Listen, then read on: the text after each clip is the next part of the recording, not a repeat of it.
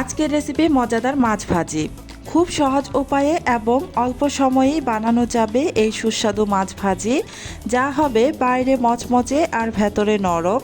এভাবে মাছ ভাজি করলে অন্যভাবে মাছ ভাজতে আর মন চাইবে না। চলুন তাহলে দেরি না করে শুরু করি আজকের এই রেসিপি। একটি বাটির মধ্যে স্বাদ অনুযায়ী লবণ নিয়ে নিলাম, দিয়ে দিচ্ছি 1.5 চা চামচ হলুদের গুঁড়া আর 2 চা চামচ পরিমাণ মরিচের গুঁড়া। মরিচ আর হলুদের গুঁড়াটা একটু বাড়িয়ে দিবেন, এতে করে মাছ ভাজাটা খেতে বেশি ভালো লাগে। দিয়ে দিলাম আদা পেস্ট 1/2 চা চামচ, রসুনের পেস্ট 1/2 চা চামচ, জিরার গুঁড়া 1/2 চা চামচ, ধনিয়ার গুঁড়া 1/2 চা চামচ। দিয়ে দিলাম পেঁয়াজের পেস্ট 1 চা চামচ পরিমাণ আর কাঁচামরিচের পেস্ট 1 চা চামচ পরিমাণ। সামান্য একটু গরম মশলার গুঁড়া দিয়ে দিলাম। এবার দিয়ে দিচ্ছি 1 চা চামচ পরিমাণ কর্নফ্লাওয়ার আর দিয়ে দিলাম সরিষার তেল প্রায় 1 টেবিল চামচ পরিমাণ মতো। এবার সমস্ত কিছু একসাথে ভালোভাবে মিশিয়ে নিব। মিশিয়ে না হয়ে গিয়েছে, এবার আমি এখান থেকে এই মশলাটা নিয়ে নেব এই মাছের মধ্যে। এখানে আমি প্রায় 3টার মতো বাটা মাছ খুব ভালোভাবে ধুয়ে কেটে পরিষ্কার করে নিয়েছি। এবার আমি এখানে মাখানো মশলাটা দিয়ে দিচ্ছি। এই মশলাটা দিয়ে এবার এই মাছগুলোকে খুব ভালোভাবে মেখে নেব।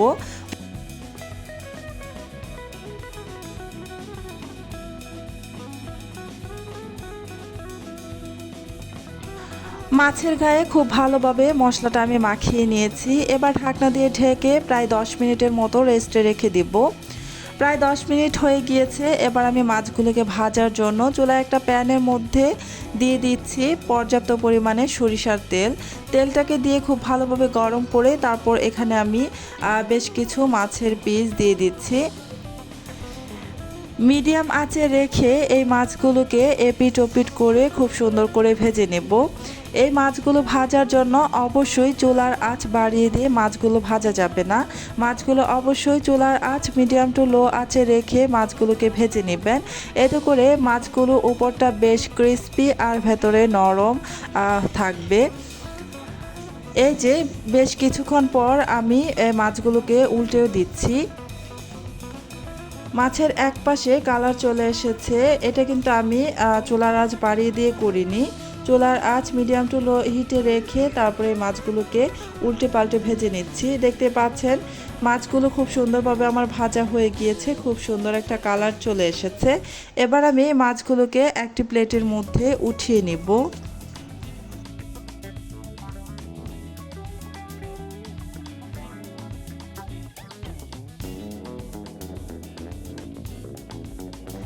সেমভাবে আমি বাকি মাছগুলোকেও ভেজে নিব। তাই এখানে মশলা মাখানো মাছগুলো বাকি যেগুলো রয়ে গিয়েছিল সেগুলো এই তেলের মধ্যে দিয়ে দিচ্ছি। এখনও চুলার আঁচ আমার মিডিয়াম টু লো আঁচেই আছে, বাড়িয়ে দেইনি।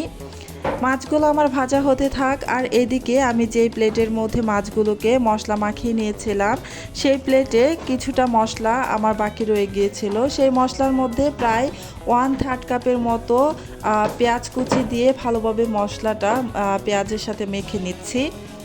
এই পেঁয়াজটা দেওয়ার কারণে এই মাছ ভাজার টেস্ট অনেক অনেক গুণ বেড়ে যায়।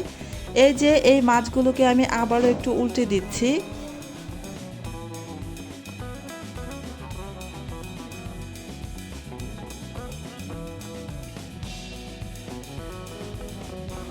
এই মাছগুলো আমার ভাজা হয়ে গিয়েছে, তাই এই মাছগুলোকেও আমি উঠিয়ে নিয়েছি ওই প্লেটের মধ্যে।